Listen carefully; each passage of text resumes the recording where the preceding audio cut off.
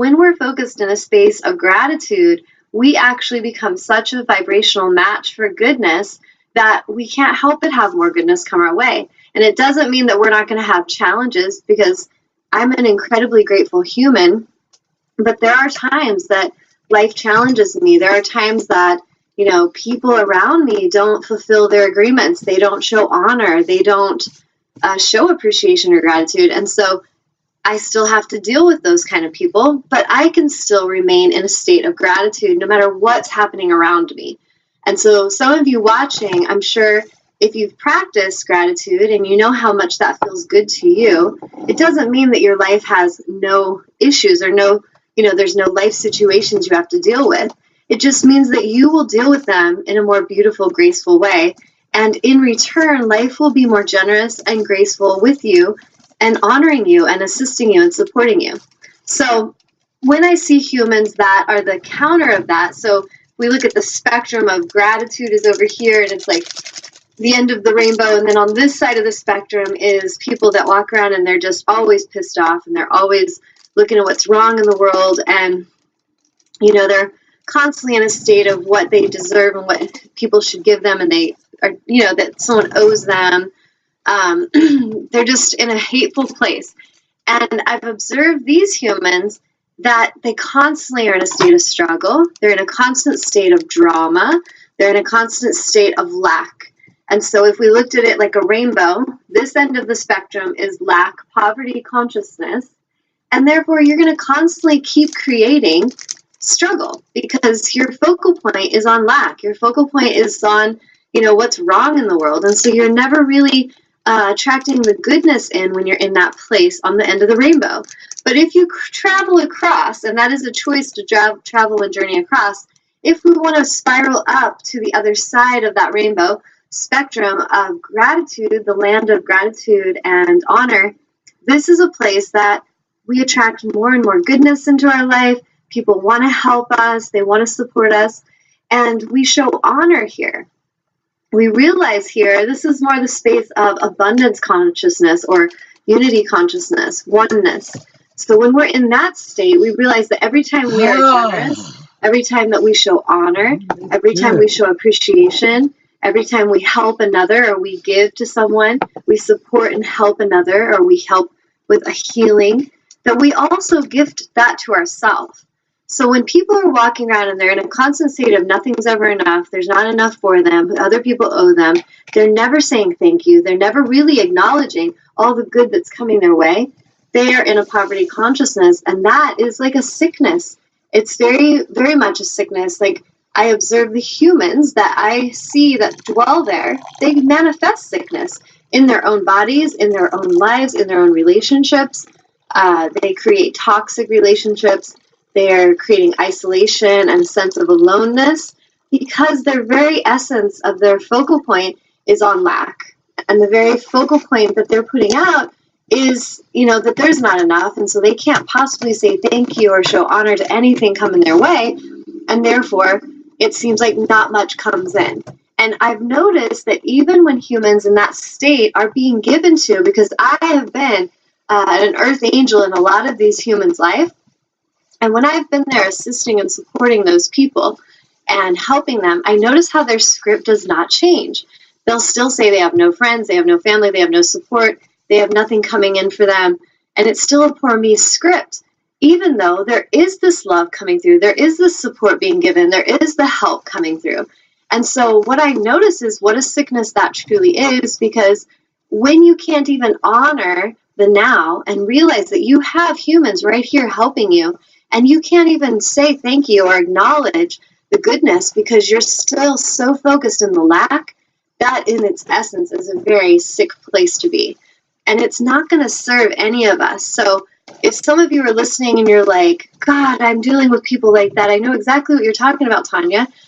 I'm sending you love, and I'm encouraging you to stay centered, to stay loving no matter what is being given to you. Because one of the things I've learned is that if we're on this planet and we're just going to be kind if others are kind to us, then we're all screwed. Because if that's the only reason that we're going to show kindness and compassion, then we really don't understand it at the deepest level. And in order for us to shift this planetary experience into a higher vibrational experience, we have to be the way showers of that. We have to move with love, honor, and awareness in a world where it's not often shown back. We are here to give love and to give honor, to share gratitude, to share our generosity, even in a world where sometimes it's withheld from us. And so the fine line of that is, big picture, the universe is supporting all of us, and there is no lack. There is infinite supply. There is infinite abundance. There is infinite time. There is infinite amount of support and opportunity. All of the things that we desire, there is an abundance of that, an excess of that. And when we're focused on that abundance, we're focused in a state of gratitude, we are like a magnet that draws in more and more good for us. When we say thank you to others and we show deep appreciation and heartfelt generosity and compassion and gratitude, we can't help but draw more good in. On the counter of that, when we're a human, that no matter how many people have helped us, no one's helped us enough. And so we still withhold the gratitude. We withhold the honor. We withhold the giving back, anything, because maybe there's not enough. You are a poor, poor human in every sense of the word. And the only solution and the only way that you're going to graduate across that rainbow is by you choosing to rise, by you choosing to step out of that place that's so comfortably uncomfortable of lack and poverty. And that's a very deep-rooted thing that we have been taught. A lot of us have been conditioned to believe in lack.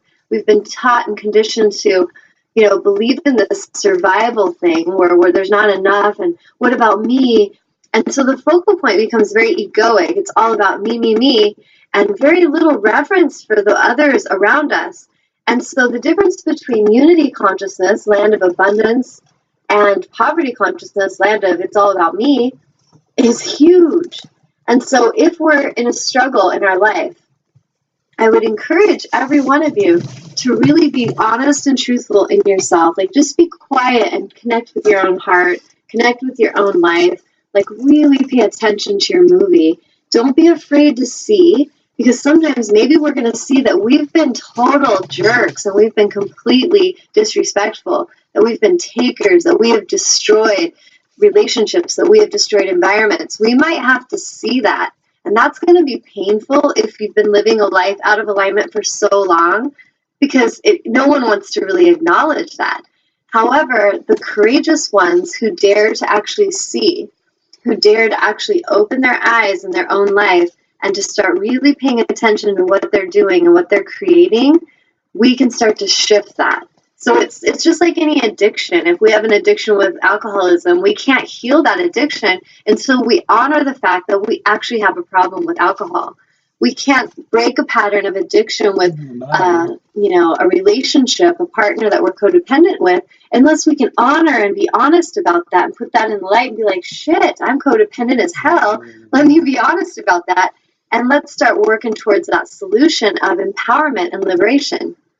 So whatever the addiction is, we can't heal it until we put it into the light and we actually see it.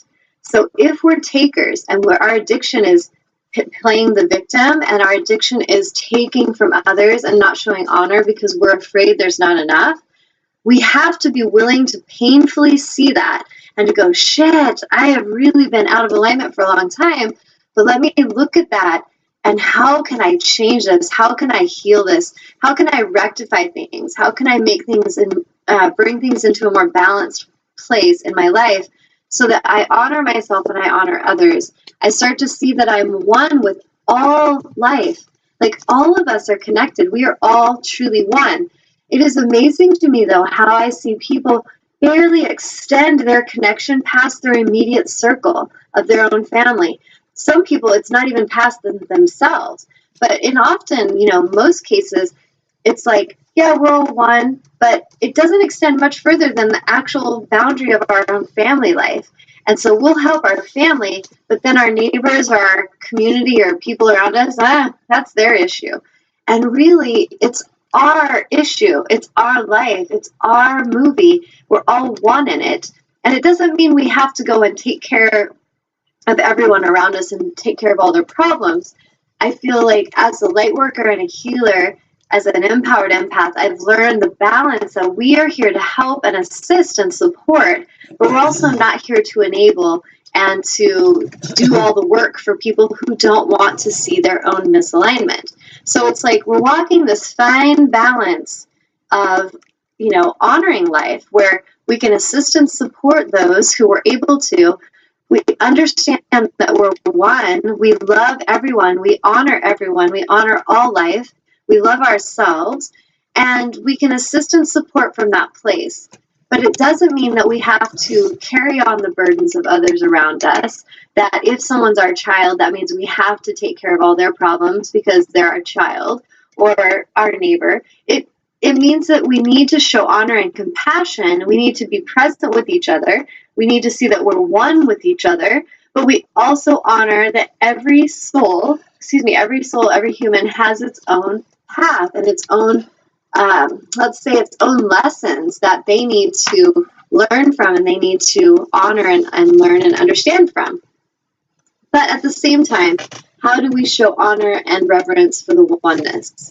So this is kind of like my focal point is, can we all open ourselves up to see that we're one? And can we start to live from more of a space of gratitude and oneness, of infinite supply, unity consciousness, abundance consciousness? Or in essence, are we truly living from a poverty consciousness where we are expecting others just to do everything for us? And if they don't, then we're complaining and we're turning it into a victim story so that then we'll make someone else feel bad for us so that they'll take care of our problems. Instead of, what if we chose to step into our own power and we choose to take care of things from a place of honor? If we've not shown honor to people in the past, what if today we change that? What if we decided, you know what, from now on, I'm going to actually show up with respect and honor. I'm going to say thank you to everyone who helps me in any way today. And I'm going to just notice how that changes my movie. And it may not be hugely drastic in the beginning, but you're going to feel better, I promise you, if you start to focus on gratitude. So I'm going to pause for a second. I have a card that I'm going to read to everyone, and a little bit of getting into the vortex, but I want to pause and see if anybody has any questions or comments. And if you want to call in today, it's 919-518-9773. If you want to call in with a question or share a gratitude story, I would love to hear, honestly, because you hear from me every week, and I love to share and I love to speak, and share my wisdom with everyone. But I also love to hear back from all of you. And so I really encourage you to call in today and just say, Tanya, I'm so grateful for whatever, blank. I'm so grateful that my life's going better these days, or I'm so grateful for your show and how much that the wisdom that you're sharing is helping me. Whatever it is, share your gratitude. I encourage you to, because this is how you're going to practice it, is actually expressing it. So, Amnon, is anybody writing in yet, or anybody logged in? No, people just say hi. Okay, well, if you guys want to log in, sign your names in, and then share. Share whatever you'd like. I don't really even care if it's just like, I'm so grateful that I had a chocolate chip cookie today and it was so delicious. Like, share, because this is the goal today, is that we're going to kind of get into this energy flow with each other of gratitude. I am so glad I had... Oh, the microphone is on. Are you talking, Amnon? You are so hilarious. So I am grateful for Amnon and his funny, humorous moments and his cute sound effects that he always shares. So Amnon, how about you? Like, since you're wanting to chat, what are you grateful for? That I can talk without coughing every 5 seconds. Right? Simple things like health. Isn't that amazing once you've had kind of your health not feel good to have it back? Yep. I finally did my show this morning and I could actually talk. Yay. That's beautiful. Yeah. How about anything else? So health is a good one. He's grateful he can talk again. Yay. And Kathy was home all day today. And Kathy's what? that was nice. She was home all day today, so that was nice. That was great. Nice. Yep. She didn't go shopping. Nice. So you got to hang out with your wife. Yep. Perfect. And I don't know, just in general, it was a